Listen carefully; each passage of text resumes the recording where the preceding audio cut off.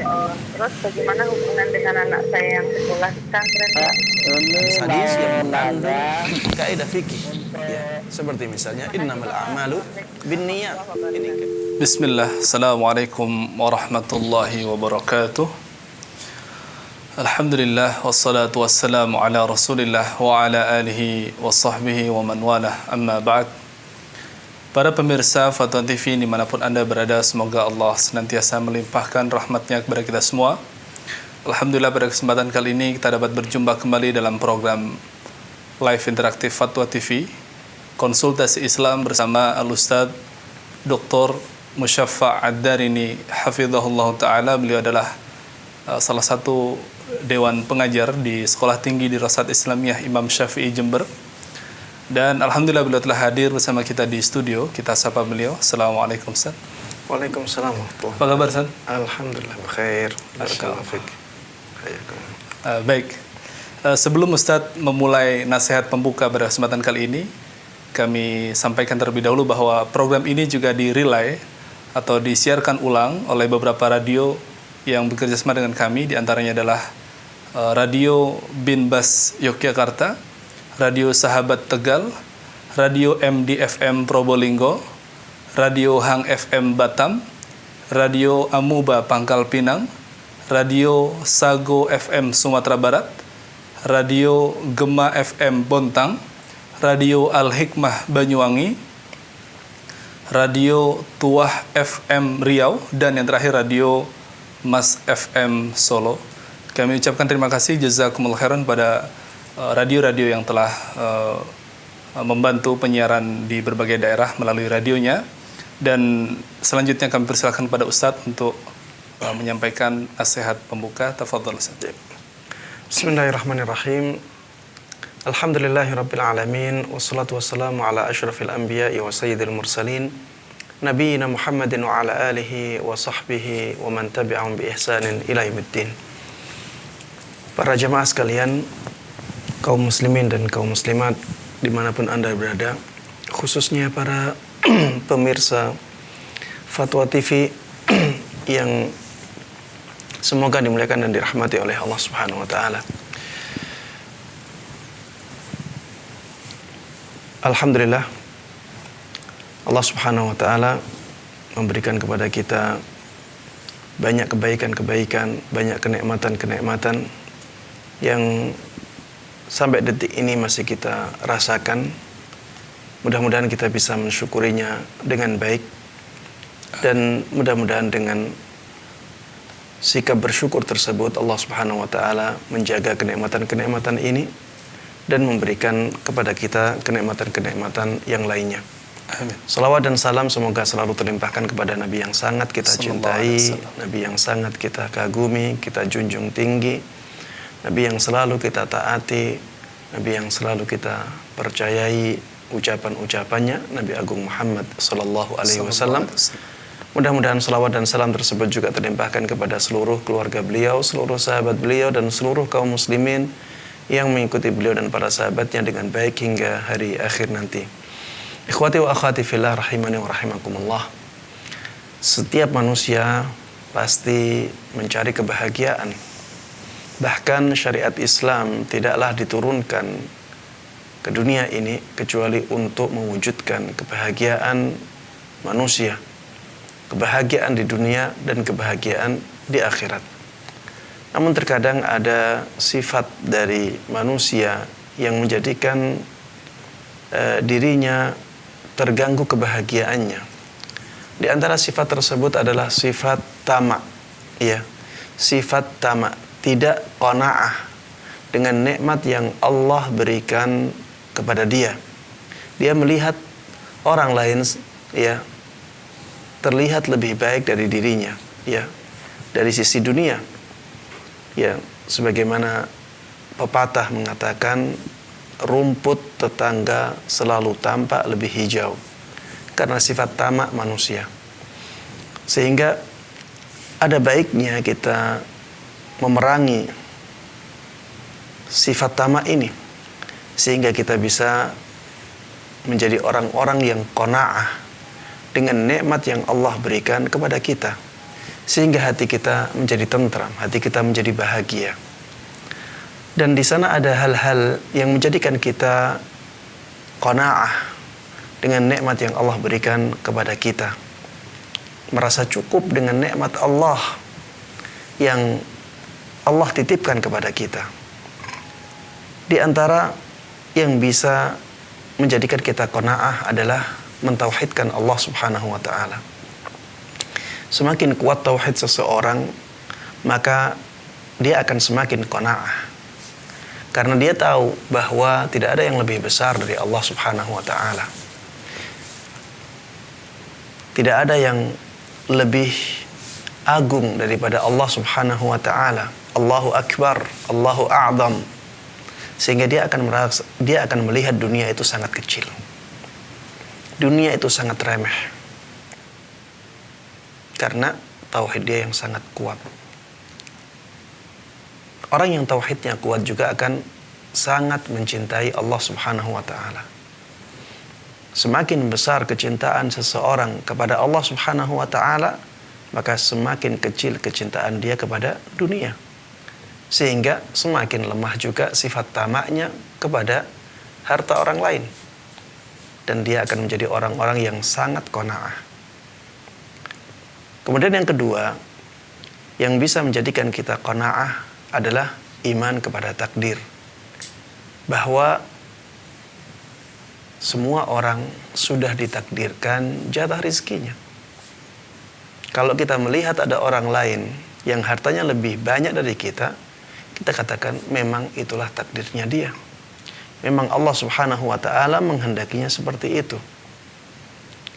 Sehingga untuk apa kita tamak kepada dia? Ketika Allah Subhanahu wa taala sudah menginginkan atau menghendaki keadaan kita seperti ini, ya sudah terima saja. Qanaah, bersyukur dengan apa yang diberikan oleh Allah Subhanahu wa taala kepada kita. Ya, dan ini bukan berarti kita meninggalkan usaha untuk mencari nafkah hidup, tidak, ya. Tapi kita tetap berusaha untuk mencari nafkah, untuk mencari harta tersebut, untuk menopang kehidupan kita secara wajar, secara layak. Tidak ada ambisi yang begitu membabi buta. Ya, karena kita tahu bahwa semua rizki akan disampaikan oleh Allah Subhanahu wa taala kepada kita, apapun yang kita lakukan. Tapi karena kita diperintahkan oleh Allah Subhanahu wa taala untuk bekerja, maka kita lakukan hal tersebut. Tapi ya dengan iman kepada takdir ini, ya kita akan qanaah. Kita akan merasa cukup, kita akan mensyukuri apa yang Allah berikan kepada kita, karena memang inilah kehendak Allah Subhanahu wa taala. Kemudian yang ketiga, yang bisa menjadikan kita qanaah, merasa cukup dengan nikmat yang Allah berikan kepada kita adalah mengingat hari akhir. Di sanalah tujuan akhir kita. Dunia hanya sementara. Dunia ini kalau dibandingkan dengan hari akhir, ya bisa saja kurang dari sedetik, berapa detik tidak tahu. Karena apa? Karena dunia ini hanya sementara. Bahkan banyak orang ya yang meninggal sebelum umur 60 tahun. Sangat sebentar sekali. Sedangkan negeri akhirat adalah negeri yang selama-lamanya. Tidak ada batasnya. Kita dijadikan kekal oleh Allah Subhanahu wa taala di surga. Ya. Orang kalau berpikir demikian, maka dia akan berpikir bahwa dunia itu sangat remeh. Kalau melihat orang diberikan kekayaan yang sangat banyak sekalipun, dia akan mengatakan itu hanya berapa tahun sih. Kalau dibandingkan dengan akhirat, seperberapa detik sih. Itu sangat kecil. Dan dia ya akan mengingat bahwa ketika nanti di hari akhir, orang yang diberikan nikmat yang sangat banyak tersebut akan dihisab di sana dengan hisab yang berat juga. Sehingga ini akan menjadikan ya tumbuh dan menjadikan kuat sifat qanaah kita. Kemudian yang terakhir, yang keempat, agar kita menjadi qanaah agar kita tidak tamak, agar kebahagiaan di dalam kehidupan kita terjaga dengan baik, ketahuilah hakikat dunia. Bahwa dunia ini sangat sedikit sekali. Allah Subhanahu wa taala mengatakan mata'un qalil thumma ma'wahum jahannam wa bi'sal mihad. Ya. Ketika Allah Subhanahu wa taala mengatakan la yaghurrannaka taqallubul ladzina kafaru fil bilad mata'un qalil.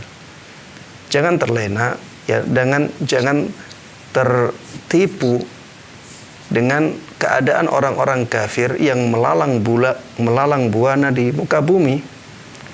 Mereka punya harta yang banyak, bisa kemana-mana. Mata'un qalil, karena itu adalah mata yang sedikit. Mata itu dalam bahasa Arab adalah bekal orang yang melakukan safar. Bekal orang yang bepergian jauh. Dan biasanya orang membawa bekal itu sedikit. Kemudian yang sedikit ini disifati sedikit oleh Allah Subhanahu wa taala. Sehingga sifat sedikitnya seakan-akan kuadrat, ya, sedikit yang kuadrat. Sudah sedikit disifati sedikit. Sehingga inilah keadaan dunia. Ini menunjukkan bahwa dunia ini sangat sedikit sekali di sisi Allah Subhanahu wa taala. Makanya Rasulullah sallallahu alaihi wasallam mengatakan, "Lau kanatid dunya ta'dilu 'indallahi janaha ba'udah, ma saqa kafiran minha syarbatama." Seandainya dunia ini sebanding di sisi Allah Subhanahu wa taala dengan satu sayap nyamuk, Allah Subhanahu wa taala tidak akan memberikan kepada orang kafir satu teguk air, ya.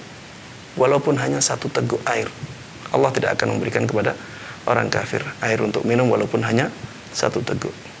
Ini menunjukkan bahwa dunia ini lebih sedikit di sisi Allah Subhanahu wa taala daripada satu sayap nyamuk. Ini salah satu dari hakikat dunia.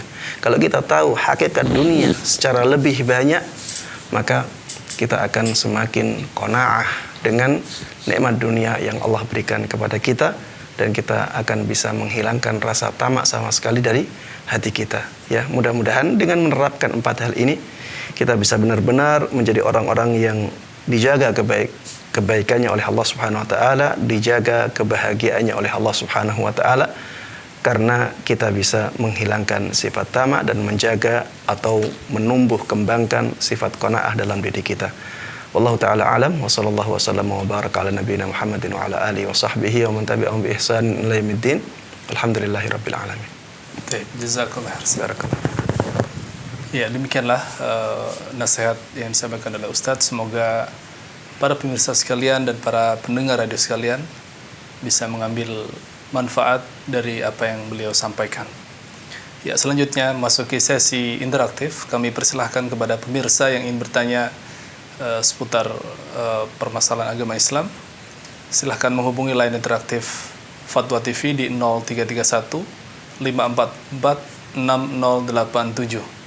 Kami ulangi 0331 544 6087. Dan sudah ada beberapa pertanyaan yang masuk, Ustaz. Ya. Pertanyaan dari saudara Yodi Rizkullah. Ya.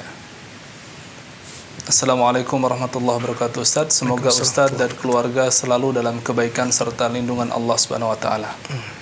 Ya.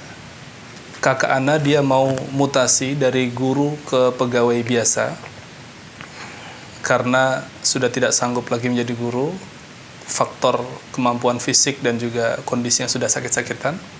Dan untuk pengurusan mutasi ini ada beberapa meja yang harus dilewati, meja prosedur, dan itu ada pembayaran di situ, Ustaz. Nah, ini suap ataukah tidak? Karena hanya untuk mengurus administrasi mutasi saja, Ustaz. Dan memang prosedurnya seperti itu. Bagaimana hukumnya, Ustaz? Iya.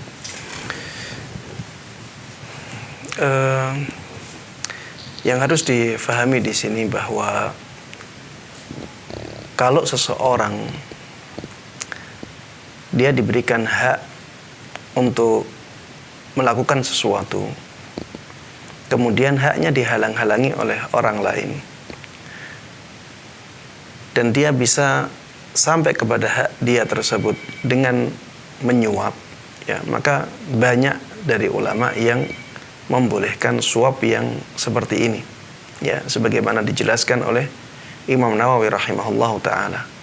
Apabila suap digunakan untuk sampai kepada haknya seseorang, maka suap yang seperti ini dibolehkan oleh orang yang melakukannya, tapi penerimanya tetap mendapatkan dosa besar, ya, karena dilaknat oleh Allah Subhanahu wa taala. Jadi tindakan menyuapnya dibolehkan karena adanya kebutuhan dia untuk sampai kepada haknya yang dihalangi oleh orang tersebut. Namun itu tetap dinamakan sebagai uang suap dan di tangan orang tersebut tetap haram, dan orang tersebut melakukan dosa besar yang menerima, ya. Sedangkan yang melakukannya, maka ini tidak berdosa karena memang dia tidak bisa mendapatkan haknya kecuali dengan jalan tersebut. Ya, kalau misalnya PNS ini yang asalnya guru, memang secara prosedur, secara peraturan memang dibolehkan oleh negara untuk pindah, ya, menjadi pegawai biasa. Memang ada prosedur seperti itu dan dibolehkan. Dan sebenarnya negara tidak mengharuskan harus membayar. Berarti ini menjadi hak dia. Ya, dia punya hak untuk mengubah statusnya dari guru menjadi pegawai biasa. Secara peraturan demikian. Kalau misalnya dia menginginkan hal tersebut karena kebutuhan yang mendesak, ternyata dihalang-halangi oleh orang lain, dan dia tidak bisa sampai kepada haknya kecuali dengan menyuap, maka ini masuk dalam pembahasan yang disebutkan oleh Imam Nawawi rahimahullahu ta'ala tersebut. Ya, dia terpaksa harus menyuap. Uang tersebut haram di tangan orang yang menerimanya, dan orang yang menerimanya terjatuh ke dalam dosa besar dan dilaknat oleh Allah Subhanahu wa taala. Wallahu a'lam. Baik, jazakallahu khairan. Jazakallahu khairan. Baik, sudah ada penelpon yang menunggu. Ya, silakan. Assalamualaikum. Waalaikumsalam. Ya, dengan Bapak siapa di mana, Pak? Oh, dengan Pak Tahir di Jakarta Timur. Ya, silakan Pak Tahir. Ya. Ya, Assalamualaikum Ustaz. Waalaikumsalam warahmatullahi wabarakatuh. Dari Pak Tahir di Jakarta Timur. Ya, silakan Pak Tahir. Ya. Ustaz, ada dua pertanyaan tapi berkaitan. Ya, pertanyaan yang pertama, mohon penjelasan tentang orang-orang yang bangkrut pada hari kiamat, sehingga bisa mengurangi pahala yang dibawanya. Itu satu. Kemudian berkaitan dengan itu, apakah kebangkrutan ini dapat menyebabkan kita masuk neraka sebagai siksaannya? Karena sini agak mengganjal saya soal kebangkrutan ini. Katanya walaupun kita udah membawa pahala haji, sholat, puasa, zakat, tapi nanti bisa bangkrut. Jadi ini agak jadi ada maksud saya agak mengganjal hati saya gitu Pak Ustaz. Barangkali bisa dijelaskan. Ya. Terima kasih. Jazakallahu khairan. Jazakallahu khairan. Baik, pertanyaan yang sangat bagus, ya. Orang yang bangkrut yang sejati, kata Rasulullah sallallahu alaihi wasallam, adalah orang yang di hari kiamat nanti membawa pahala yang sangat banyak dari amalannya. Tapi ternyata pahala tersebut bisa habis karena kezaliman-kezaliman yang dilakukan oleh dia. Dia menzalimi orang lain, ya, maka pahalanya diambil oleh orang lain tersebut. Dia ghibah kepada orang lain, dia diambil ya dari dia pahalanya lagi. Kemudian dia pernah berkata buruk kepada orang lain, mencemooh, menjelek-jelekan, akhirnya pahala tersebut diambil sampai akhirnya habis. Tapi ternyata kezalimannya masih tersisa. Dia pernah menzalimi orang lain lagi. Akhirnya apa? Dosa orang lain yang diberikan kepada dia. Ya, inilah orang yang bangkrut, kata Rasulullah sallallahu alaihi wasallam. Orang yang bangkrut yang sejati yang seperti ini, yang hakiki, benar-benar bangkrut. Karena dia membawa bekal yang sangat banyak untuk akhiratnya, tapi ternyata bekal tersebut dia ludes. Bahkan tidak hanya ludes, dia ketambahan dosa-dosa yang lainnya. Dosa-dosa dari orang lain diberikan kepada dia, sehingga dia harus memikul dosa-dosa tersebut. Dan kalau tidak dapat syafaat ya, maka dia akan dimasukkan dahulu ke neraka. Na'udzubillahi min dzalik ya. Mudah-mudahan Allah Subhanahu wa taala melindungi kita semuanya dari keadaan yang seperti ini. Makanya jangan sampai kita bermudah-mudahan dalam menzalimi orang lain. Dan kezaliman ini bisa dalam banyak bentuk ya. Bisa dengan kita berkata kotor kepada orang lain, kita melecehkan orang lain, menjelek-jelekan orang lain, merendahkan orang lain ya dengan ucapan. Bisa dengan tangan ya, kita pernah memukulnya atau melakukan kezaliman yang lainnya dengan tangan kita ya. Maka ya, atau dengan tulisan kita. Ya apalagi di zaman ini ya, zaman media sosial. Ya ada Facebook, ada WA, kemudian ada Telegram, ada Instagram, ada sangat banyak ya media-media sosial. Banyak orang-orang yang ya ketika menulis mereka seakan-akan tidak sadar bahwa nantinya tulisan-tulisan tersebut akan dia pertanggungjawabkan di hadapan Allah Subhanahu wa taala ya. Tidak punya beban untuk menjelek-jelekan orang, bahkan orang yang mulia. Apalagi di zaman ini, na'udzubillah min dzalik ya, menjelek-jelekan Rasulullah sallallahu alaihi wasallam, menjelek-jelekan Allah Subhanahu wa taala, tidak ada yang selamat ya. Ada orang-orang yang demikian, na'udzubillahi min hadzal khudlan. Kita berlindung dari Allah Subhanahu wa taala dari kehinaan yang sangat hina ini. Ya, mereka semuanya akan mempertanggungjawabkan apa yang mereka tulis di media-media tersebut, ya. Kita harus hati-hati. Apakah kebangkrutan ini bisa mengantarkan seseorang ke neraka? Iya. Ya, bisa. Karena pahala dia habis. Tidak hanya habis, bahkan dia diberikan dosa-dosa dari orang lain yang dizalimi oleh dia. Ya jelas ya, walaupun dia pernah haji. Ya karena kata Syekh Abdurrahman As-Sa'di, ya hukum syariat itu bisa terwujud ketika syarat-syaratnya terpenuhi dan penghalangnya tidak ada. Misalnya ya, kata-kata atau hadis Nabi Muhammad sallallahu alaihi wasallam, al-hajjul mabrur laisa lahu jazaa'un illal jannah. Haji yang mabrur tidak ada balasan lain baginya kecuali surga Allah Subhanahu wa taala. Apakah setiap orang yang haji pasti akan mendapatkan surga Allah Subhanahu wa taala langsung? Ya. Jawabannya tidak. Ya. Karena apa? Hukum masuknya orang yang haji ke surga Allah Subhanahu wa taala ini harus memenuhi syarat-syaratnya dan harus tidak ada penghalangnya. Coba kalau misalnya ada orang yang haji, kemudian setelah dia haji dia murtad,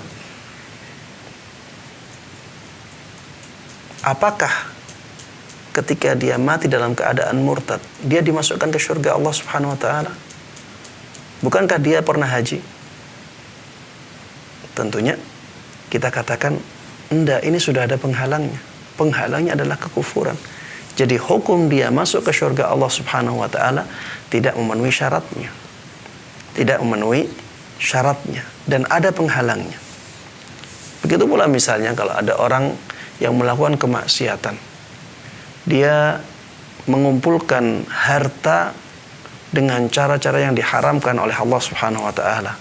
Ya.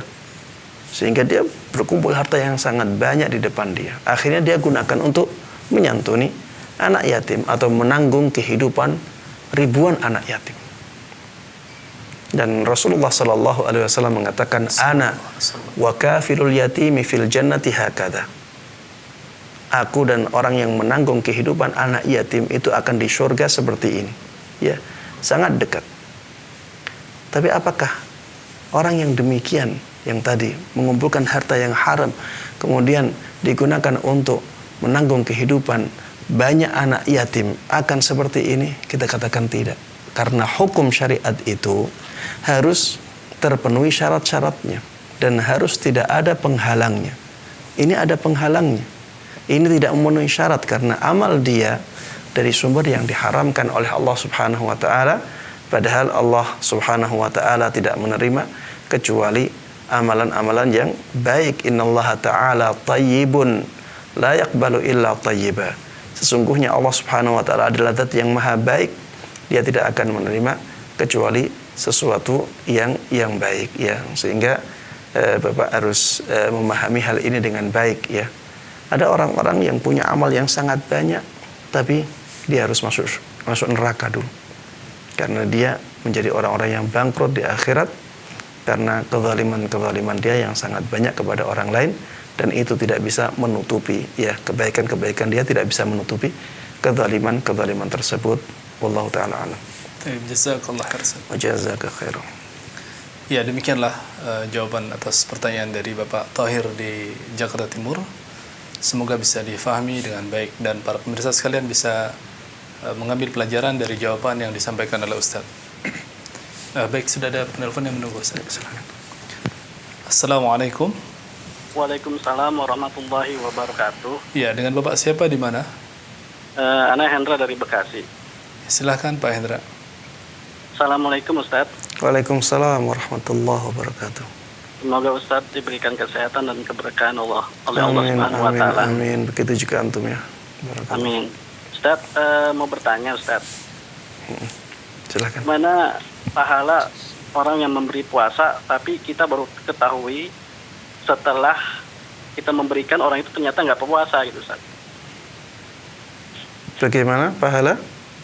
Jadi kita jika kita memberikan makan orang berpuasa, pahalanya kan akan sama persis apa yang mereka itu berpuasa. Ternyata kita ketahui setelahnya bahwa mereka itu nggak puasa Ustaz. Apakah pahalanya sama Ustaz?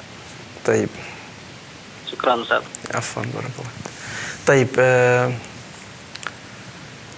Orang tersebut ya insyaallah mendapatkan pahala dengan niatnya ya, insyaallah mendapatkan pahala dengan niatnya karena dia berniat untuk memberikan makanan berbuka kepada orang yang berpuasa. Ya mudah-mudahan Allah Subhanahu wa taala memberikan pahala tersebut, apalagi dia sudah mewujudkan perbuatannya itu.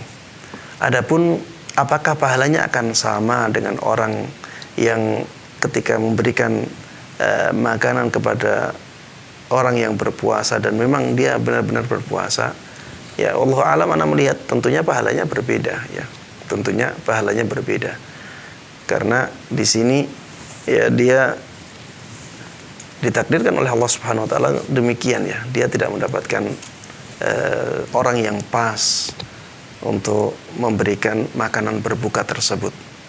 Tapi dari sisi niat ya dia telah mendapatkan pahala itu. Tapi kalau dikatakan sama dengan pahalanya orang yang tepat sasaran, ana melihat tidak sama. Wallahu taala alam. Jazakallah khairan. Barakallahu fiik. Ya, pertanyaan berikutnya dari Bapak Ahmad Sarwono di Banjarnegara Ustaz.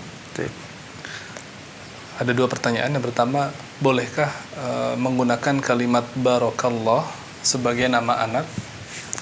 Yang kedua, beliau seorang marbot di masjid dan juga diberi amanat untuk memberi kebutuhan-kebutuhan dapur dan perlengkapan kebersihan masjid, makanan untuk jamaah atau penjaga malam di masjid dan lain-lain.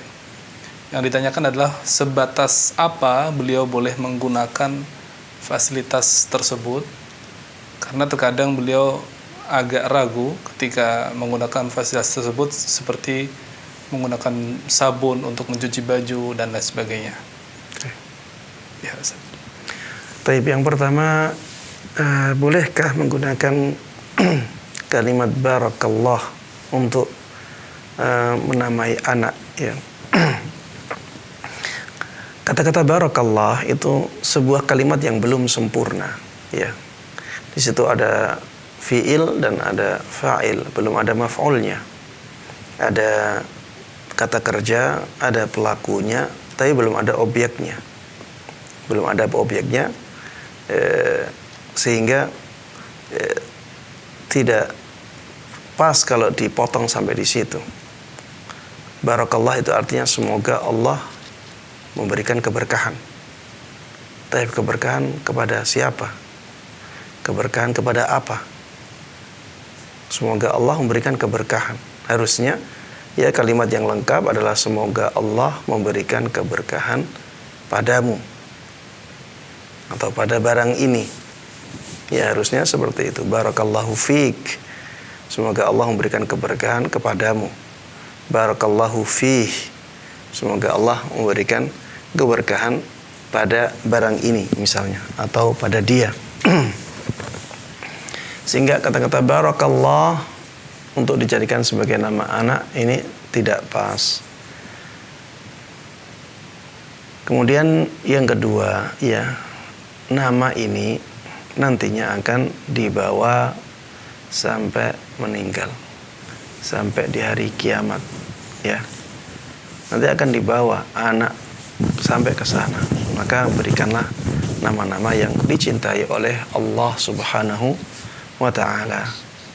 Berikanlah nama-nama kepada anak kita, nama-nama yang terbaik, nama-nama yang dicintai oleh Allah dan Rasulnya, ya, seperti misalnya nama-nama yang disandarkan kepada Allah Subhanahu wa ta'ala, penghambaan yang disandarkan kepada Allah Subhanahu wa ta'ala, misalnya Abdullah, Abdurrahman, ya. Dalam sebuah hadis yang sanadnya hasan, Rasulullah sallallahu alaihi wasallam bersabda, ahabbul asma'i ilallah Abdullah wa Abdurrahman. Nama yang paling dicintai oleh Allah Subhanahu wa ta'ala adalah Abdullah dan Abdurrahman.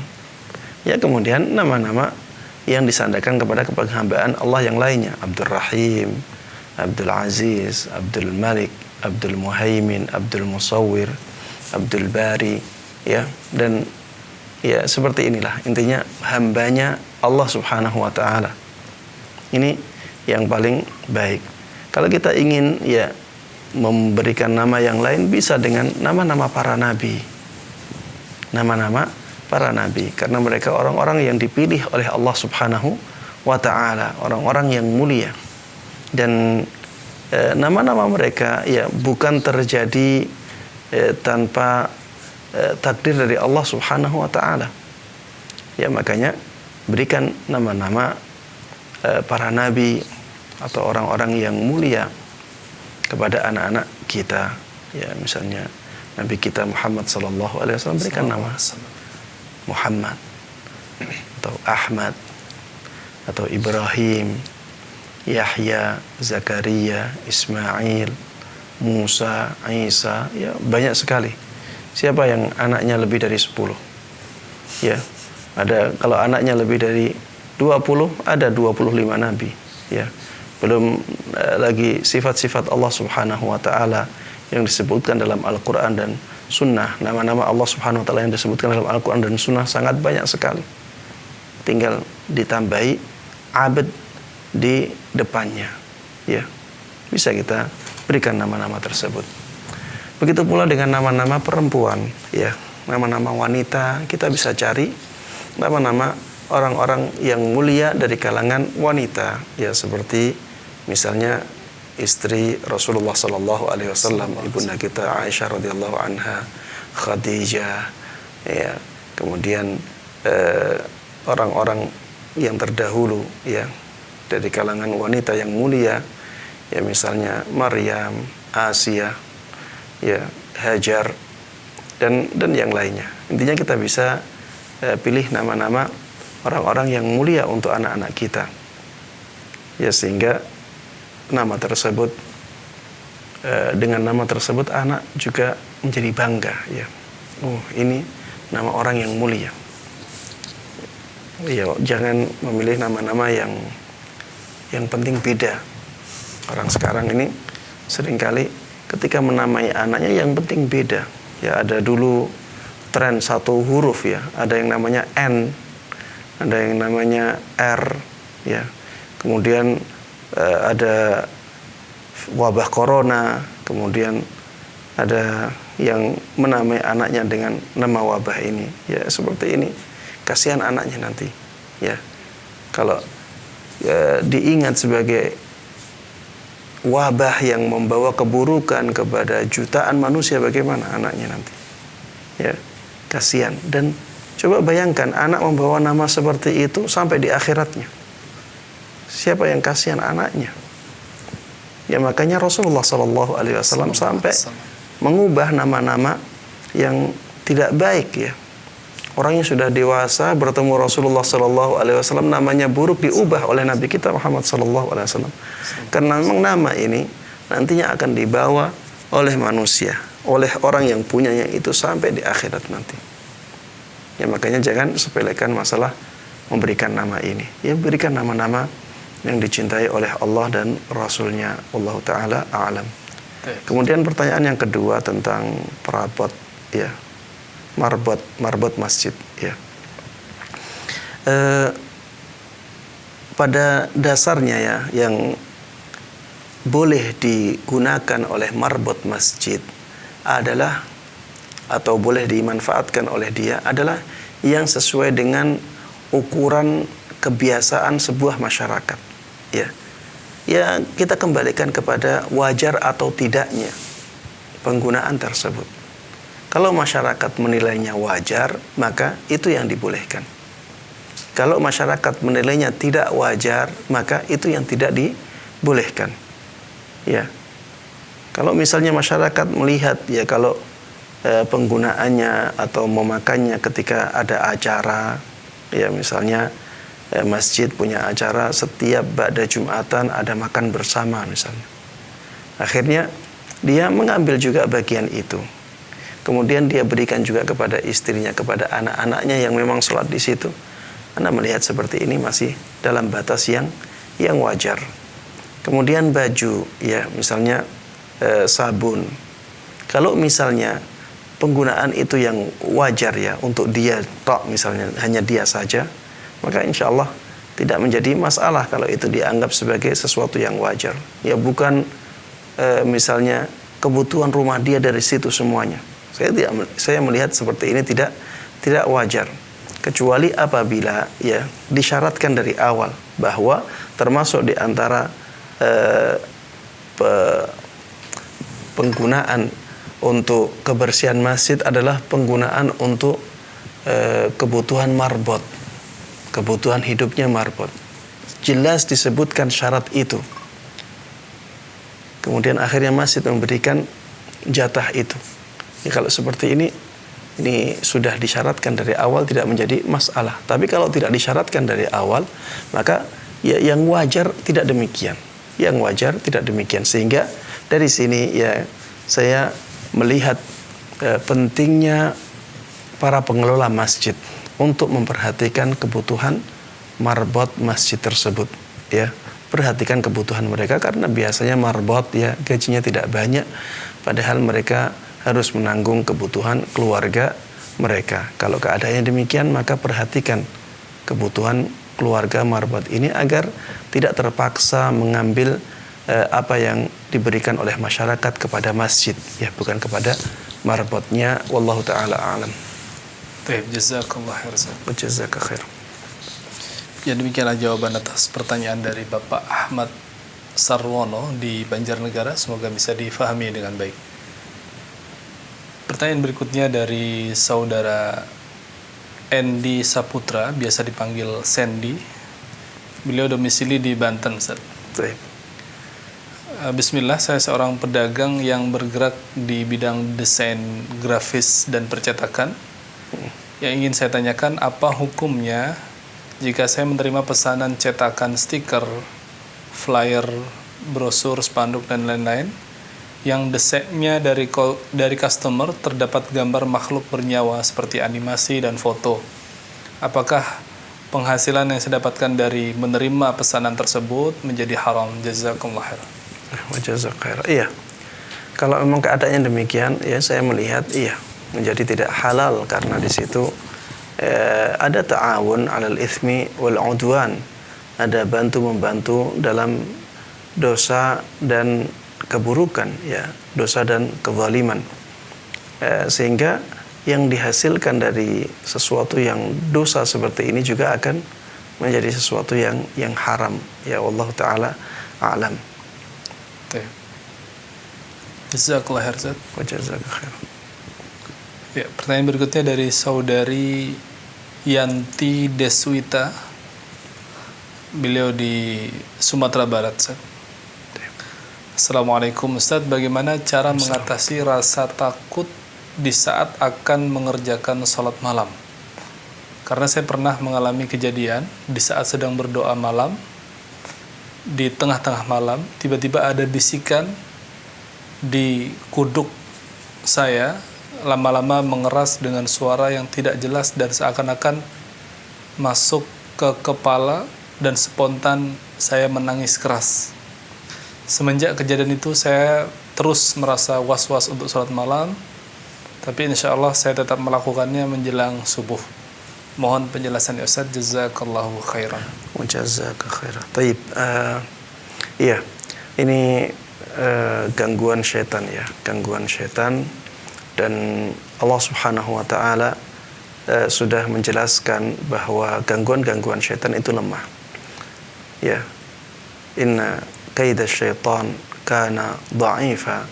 Sesungguhnya gangguan syaitan itu lemah. Ya. Kapan gangguan syaitan itu lemah? Gangguan syaitan itu lemah ketika kita dekat dengan Allah Subhanahu wa Ta'ala. Ketika kita bergantung kepada Allah Subhanahu wa Ta'ala. Ketika kita meminta perlindungan kepada Allah Subhanahu wa Ta'ala. Ketika kita mendekat kepada syariat Allah Subhanahu wa Ta'ala. Ketika itulah gangguan syaitan ini lemah, ya. Tapi ketika kita misalnya jauh dari Allah Subhanahu wa Ta'ala, ya, kita merendah kepada syaitan, kita merendah kepada jin, menghamba kepada jin, maka gangguan syaitan jelas menjadi kuat, ya. Jelas menjadi kuat untuk orang-orang yang lemah seperti itu. Tapi pada dasarnya ketika kita berpegang teguh kepada syariat Allah Subhanahu wa Ta'ala, pada dasarnya kita lebih kuat dari syaitan. Kita lebih kuat dari jin. Makanya di zamannya Nabi Sulaiman, ya, jin yang paling kuat ketika itu adalah jin Ifrit. Nabi Sulaiman ketika meminta singgasananya, inni wajadtu imra'atan tamlikhum, Ratu Bilqis, ya. Singgasananya Ratu Bilqis ketika ingin dipindahkan oleh Nabi Sulaiman ke hadapan Nabi Sulaiman, Ifrit ketika itu mengatakan, ana atika bihi qabla an taquma min maqamik. Aku bisa mendatangkan singgasana yang besar itu, ya, sebelum engkau beranjak dari tempat dudukmu. Wa inni alaihi laqawiyyun amin. Dan aku akan mengemban tugas ini, ya, dengan kuat, ya. Aku benar-benar kuat mengemban tugas ini dan benar-benar amanah. Apa setelah itu? Allah sebutkan, qala alladhi 'indahu 'ilmun minal kitabi ana atika bihi qabla an yartadda ilaika tarfuk. Berkatalah orang yang dia punya ilmu tentang kitab, ya, kitab yang ada di zamannya Nabi Sulaiman. Wahai Nabi Sulaiman, aku bisa mendatangkan singgasana itu sebelum engkau mengedipkan matamu. Sebelum engkau mengedipkan matamu. Di sini, ya, kita bisa bandingkan antara Ifrit dengan orang ini. Orang ini bukan jin, orang ini manusia. Sedangkan Ifrit ketika itu jin, ya. Ifrit jin, sedangkan orangnya manusia. Tapi Allah Subhanahu wa Ta'ala menyebutkan dari sifat manusia ini, dia punya pengetahuan tentang kitab, ya. Kitab ketika itu syariat Allah Subhanahu wa Ta'ala. Makanya kita bisa mengambil pelajaran dari ayat ini bahwa ketika kita kembali berpegang teguh kepada syariat Allah Subhanahu wa Ta'ala, maka kita akan menjadi sangat kuat. Di dalam sebuah ayat Allah Subhanahu wa taala mengisyaratkan makna ini juga. Wa idza qara'tal Qur'ana fasta'idz billahi minasyaitonir rajim. Innahu laisa lahu sultanun 'alal ladzina amanu wa 'ala rabbihim yatawakkalun. Sesungguhnya syaitan itu tidak punya kekuatan, tidak punya kekuasaan atas orang-orang yang beriman dan orang-orang yang hanya bertawakal kepadanya. Ya, orang yang beriman dan bertawakal kepadanya adalah orang-orang yang kembali kepada syariat Allah Subhanahu wa taala. Makanya ketika kita sudah kembali kepada syariat Allah Subhanahu wa taala, kita memegang teguh syariat ini, kita menerapkan tuntunan-tuntunan atau sunnah-sunnahnya Nabi kita Muhammad sallallahu alaihi wasallam, jangan sampai kita ada rasa takut kepada jin dan kepada syaitan. Ya. Asalkan ini, lakukan tuntunan-tuntunan Nabi kita Muhammad sallallahu alaihi wasallam secara kafah. Doa pagi dan sore kita rutinkan. Ya, wirid-wirid setelah sholat yang dituntunkan oleh Rasulullah sallallahu alaihi wasallam kita kerjakan. Sallallahu alaihi wasallam. Doa masuk rumah, ya, keluar rumah, masuk toilet, ketika akan tidur. Kemudian kalau misalnya kita ada ketakutan di dalam diri kita, ya misalnya sendirian, ya baca ayat kursi, baca surat al-ikhlas, baca muawwidzatain. Dalam kesendirian itu baca itu, dan yakinlah bahwa Allah Subhanahu wa taala yang melindungi kita. Baca misalnya wirid yang bisa melindungi diri kita, misalnya dengan mengatakan a'udzu bikalimatillahi tammah min kulli syaitanin wa hammah wa min kulli ainin lammah, a'udzu bikalimatillahi tammati min syarri ma khalaq. Kita ulang-ulang, ya, ta'awud seperti ini. Kalau kita berlindung kepada Allah Subhanahu wa taala, tidak ada yang bisa mengalahkan Allah Subhanahu wa taala. Allah yang maha besar, Allah yang maha kuat, Allah yang maha agung, Allah yang maha merajai segala kerajaan, semua kerajaan. Allah Subhanahu wa taala tidak ada yang bisa mengalahkan kekuatannya. Dan yakinlah dengan hal tersebut. Ya, makanya tidak perlu kita takut, ya. Yakinlah dengan pertolongan dan perlindungan dari Allah Subhanahu wa taala. Ya Allah taala. Baik, jazakallah khair. Jazakallahu khair. Ya, demikianlah jawaban atas pertanyaan dari Ibu Yanti Deswita di Sumatera Barat. Semoga bisa difahami dengan baik. Dan para pemirsa sekalian beserta para pendengar radio sekalian bisa mengambil faedah dari apa yang telah disampaikan oleh Ustaz. Pertanyaan berikutnya dari saudara Sus di Jawa Tengah, Ustaz. Bismillah, Assalamualaikum Ustaz. Mohon maaf mengganggu waktunya. Saya ingin bertanya tentang takfir atau vonis kafir mengenai ayah saya.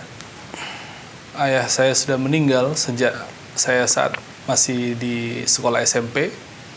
Saya dulu mondok di salah satu pondok yang cukup terkenal, namun setelah keluar dari pondok sering belajar ilmu secara otodidak dengan baca buku sendiri.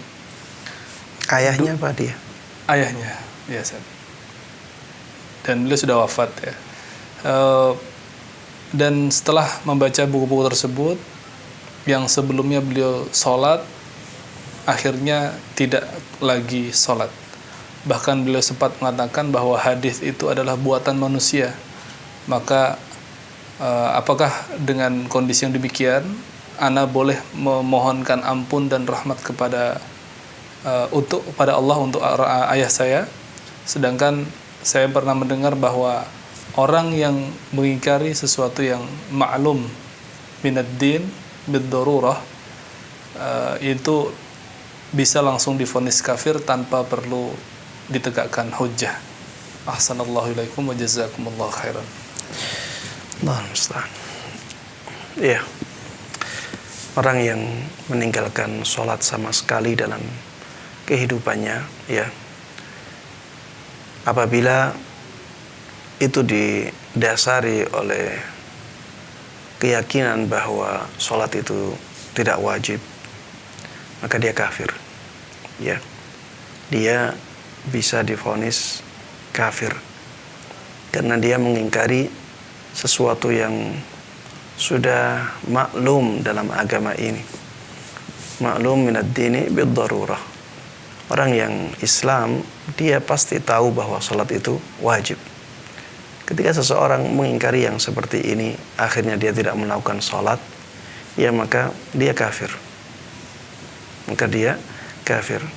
Apalagi kalau kita ingat sabda Nabi kita Muhammad sallallahu alaihi wasallam, al-ahdul ladzi bainana wa bainahumus shalah. Faman tarakaha faqad kafar. Perjanjian antara kami dan mereka orang-orang kafir adalah salat ini. Ya, inilah pembeda antara kita dengan mereka. Barang siapa yang meninggalkan salat, maka dia adalah kufur, ya. Kalau ini didasari dengan keyakinan bahwa salat itu tidak wajib, jelas ya kekafirannya. Adapun kalau didasari karena kemalasan, ya maka masih diperselisihkan oleh para ulama. Kalau melihat kasusnya orang yang seperti tadi ya, karena dia membaca buku, ya akhirnya dia meninggalkan sholat, akhirnya dia berkeyakinan bahwa hadis itu buatan manusia, ya, maka lebih dekat kepada keadaan bahwa dia meyakini bahwa sholatnya memang tidak wajib. Dia meyakini memang sholatnya tidak wajib, ya, sehingga lebih dekat kepada kekufuran, ya, na'udzubillahi min dzalik, ya. Dan hidayah manusia itu tidak di tangan kita, ya. Hidayah manusia ini tidak di tangan kita. Nabi Ibrahim ayahnya kafir. Nabi Ibrahim ayahnya kafir. Ayah Nabi kita Muhammad sallallahu alaihi wasallam disebutkan oleh beliau sendiri dalam hadisnya, inna abi wa abaka finnar. Sesungguhnya ayahku dan ayahmu di neraka. Ibunya Rasulullah sallallahu alaihi wasallam, ya, juga demikian. Dalam sebuah hadis Rasulullah sallallahu alaihi wasallam menyebutkan bahwa beliau minta izin kepada Allah Subhanahu wa taala untuk memintakan ampun untuk ibunya, dan Allah Subhanahu wa taala tidak mengizinkannya. Akhirnya Rasulullah sallallahu alaihi wasallam meminta izin kepada Allah Subhanahu wa taala untuk menziarahi kuburan ibunya, dan Allah Subhanahu wa taala mengizinkannya. Akhirnya Rasulullah menziarahi kuburan ibunya dan beliau menangis di sana. Ya, hidayah ini bukan urusan kita, ya, bukan di tangan kita. Hidayah di tangan Allah Subhanahu wa taala. Ada nabi yang anaknya kafir, ya, Nabi Lut. Ada nabi yang istrinya kafir, ya, Nabi Lut juga. Subhanallah, ya. Kalau keadaan yang seperti ini, maka kita harus menyadari hal ini. Dan kalau kita tahu, ya, atau kemungkinan besar memang ayah tersebut, ya, meyakini bahwa salat itu tidak wajib, ya, dan kita benar-benar tahu keadaan dia ketika meninggal itu demikian, kemudian keyakinan dia bahwa hadis itu buatan manusia juga demikian sampai dia meninggal, sehingga tidak ada hadis yang dia percayai sama sekali. Kalau keadaannya demikian, semua buatan manusia, tidak ada yang dia yakini sama sekali, berarti ada kemungkinan benar, ada kemungkinan salahnya. Padahal, ya, banyak sekali hal-hal yang berkaitan dengan perkara yang gaib itu berasal dari hadis, ya.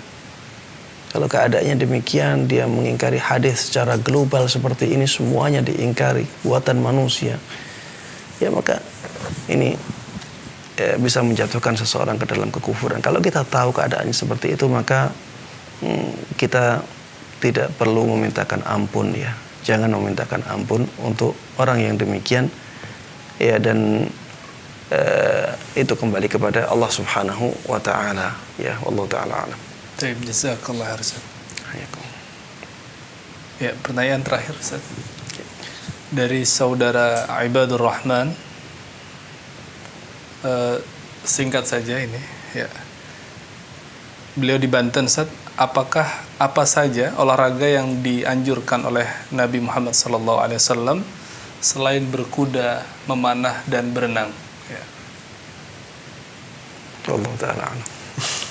Nggak bisa jawab. Yang kita ketahui itu saja, Ustaz. Iya. Baik, jazakallahu khair, Ustaz. Kita sudah sampai di akhir acara. Baik pemirsa Fatwa TV dan para pendengar radio sekalian, demikianlah perjumpaan kita pada kesempatan kali ini. Dan terus saksikan acara live interaktif di Fatwa TV mulai dari Senin hingga hari Jumat pada jam-jam yang telah ditentukan. Dan untuk mendapatkan informasi terkini seputar Dewan Fatwa ataupun Fatwa TV, bisa Anda dapatkan informasi tersebut dalam website www.dewanfatwa.com. Ya, demikianlah perjumpaan pada kesempatan kali ini. Kami mohon pamit undur diri. Subhanakallahumma bihamdika asyhadu an la ilaha illa anta astaghfiruka wa atubu ilaik. Wa sallallahu ala nabiyyina Muhammad wa ala alihi wa sahbihi wasallam. Wassalamualaikum warahmatullahi wabarakatuh. Waalaikumsalam. Ya Allah. Terus bagaimana hubungan dengan anak saya yang sekolah pesantren, Pak? Hadis yang mengandung kaidah fikih, ya, seperti misalnya innamal a'malu binniyat. Ini